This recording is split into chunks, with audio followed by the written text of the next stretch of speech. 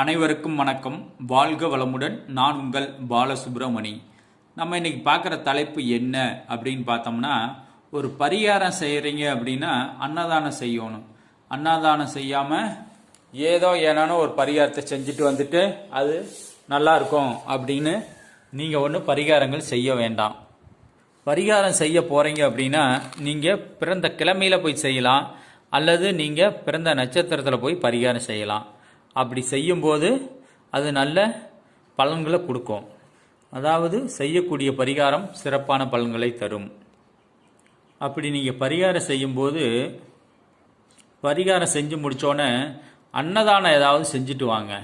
சும்மா பரிகாரம் செஞ்சோம்லாம் போது, இவ்வளோ பரிகாரம் செஞ்சோம்னா காசு பிடிங்கிட்டியா போதுன்ட்டு செலவு ஆகுதுன்ட்டு வராதிங்க. பச்சை அரிசியில் செய்த சாதத்தில் பரிகாரம், அதாவது அன்னதானம் செய்வது சிறப்பு. அதாவது அன்னதானம் செய்கிறீங்க அப்படின்னா பச்சை அரிசியில் செய்த உணவை நீங்கள் அன்னதானமாக கொடுக்கும்போது இன்னும் சிறப்பாக இருக்கும். அதாவது உங்களுடைய நட்சத்திரம் வரும் நாளிலும் நீங்கள் பிறந்த கிழமை வரும் நாளிலும் பரிகாரம் செய்து